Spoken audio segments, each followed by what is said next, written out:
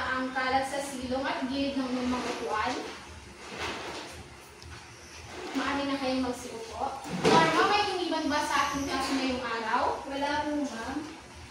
Mahusay. Dahil ako'y natutuwa dahil walang lumiban sa klase natin ngayong araw. Bago tayo formal na dumako sa ating talakayin ngayon, may nakakaalala ba kung ano ang kinalaki natin kahapon? Ma'am, tungkol po ito sa sektor ng agrikultura. Ano nga ba ulit ang agrikultura? Ma'am, isang agham at sining sa paggawa ng pagkain, pigla at iba pang nanais na produkto sa pamamagitan ng pagbubungkal ng ilang mga halaman at pagpapalaki o pagpaparami ng mga hayop. Tama. Ngayon naman, saan nga ba ulit nagsimula ang salitang agrikultura? Sa salitang Latin po, ma'am. Mahusay. Ako'y natutuwa dahil may natutunan kayo sa tinalaki natin kahapon. Bago tayo formal na dumako sa talakayin natin ngayong araw, ako muna ay inihanda aktibidad na pinamagatan ko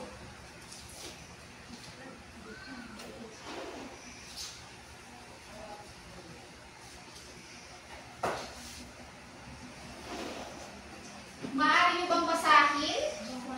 Balansahin at tuklasin ang salita. Maraming salamat.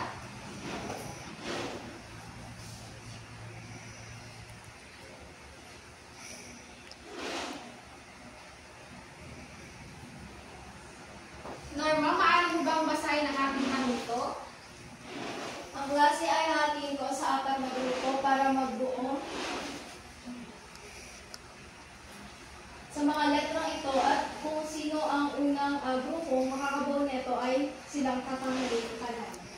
Ito ang unang grupo, pangalawang grupo, at pangatlong grupo, at ang huling grupo. Ngayon, maaari na kayong magsimula. Sige na, dikit mo lang.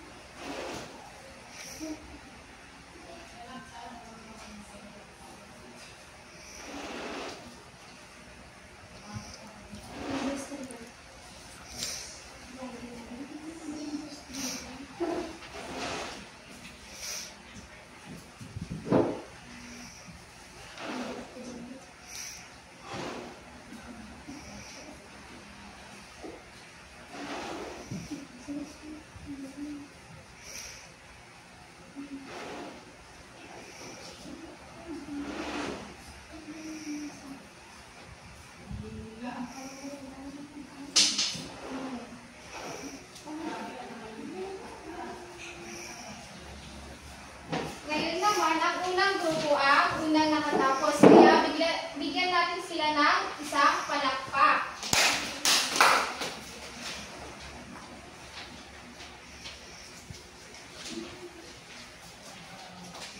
Base sa ginawa niyong aktibidad, meron na ba kayong idea sa ating paksang tatalakayin ngayong araw? Nicole? Ma'am, base po sa binuo naming mga letra, patungkol po ito sa industriya. Tama. Ang paksang tatalakayin natin ngayong araw ay may patungkol sa industriya.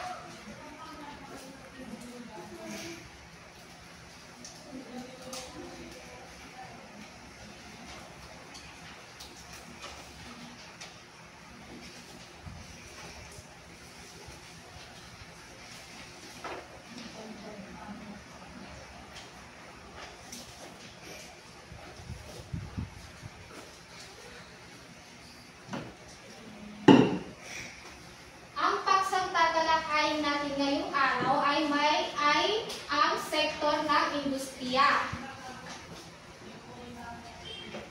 Nicole, maaari mo bang basahin? Ang sektor ng industriya ay isang mahalagang sektor ng ekonomiya na namamahala sa pagpuproseso ng mga hilaw na material upang maging produkto. Maraming salamat. Ang sektor ng industriya tumutukoy sa malawakang paglikha ng mga produkto at serbisyo na ibinibenta sa pamilihan sa madaling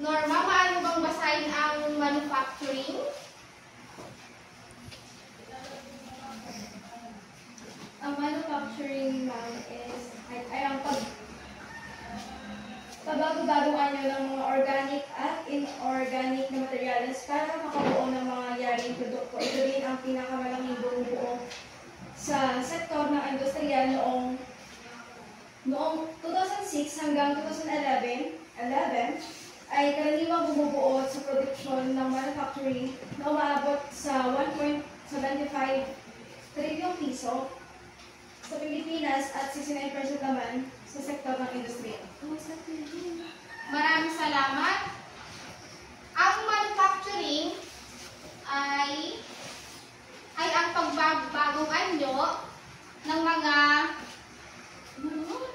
organic at inorganic na materials para makabuo ng mga yaring produkto. Ito rin ang pinakamalaking bumubuo sa sektor ng industriya. Noong 2006 hanggang 2011, ang karaniwang bumubuo sa produksyon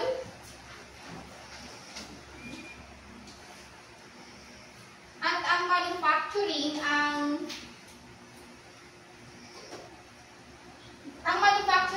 ay umaabot sa 1.75 trilyong piso or 17.16% sa Pilipinas. At ang pangalawa naman ay construction po. Basahin niyo yan. Construction.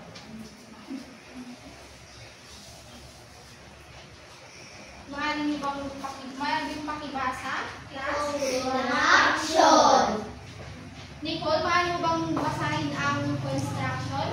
Isa pang mahalagang bahagi ng sektor ng industriya ang construction.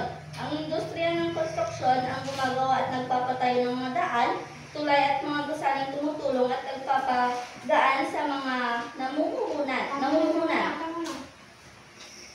Ang construction naman, isa rin sa mahalagang bahagi ng sektor ng industriya.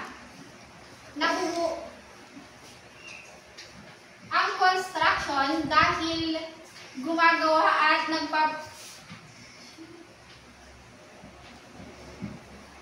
dahil ang construction ay gumagawa ng mga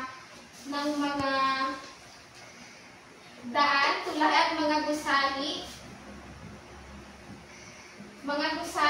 tumutulong at nagpapagaan sa mga namumuhunan. Ang pang-apat naman ay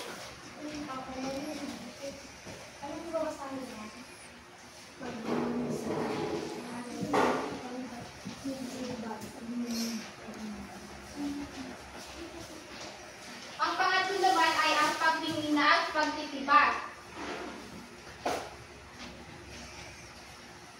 Maaari mo bang basahin, Norma?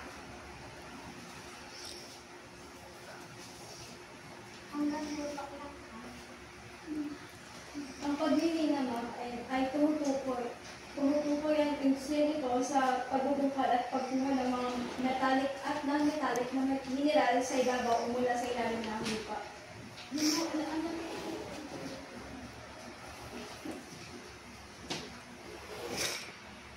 Ang pagmimina ay isang proseso ng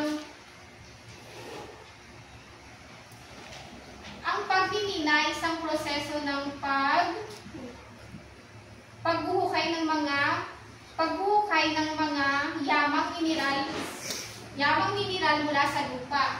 Ang pagtitibag naman ay prosesong gawain ng pagkuha ng bato, buhangin at ibang mineral mula sa lupa sa paraang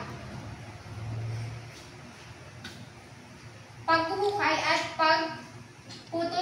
pagputol para sa construction at iba pang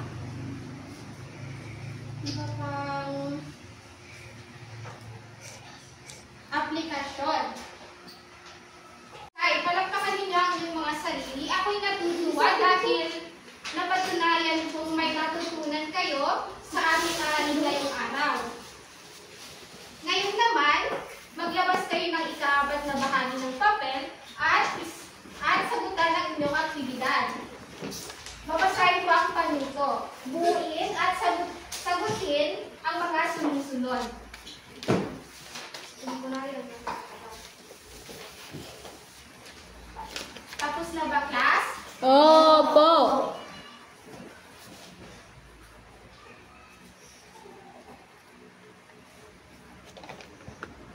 Tapos na ba, class? Oo. Ngayon naman, pakipasa na ang inyong mga papel.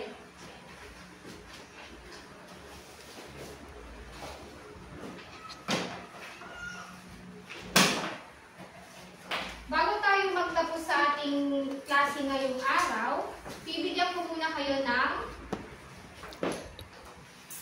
pagsusulit. Basahin ang sektor ng paggawa sa pahina 300 to 310. Na nagtatapos ang ating klase ngayong araw, paalam. Paalam, Binibigyan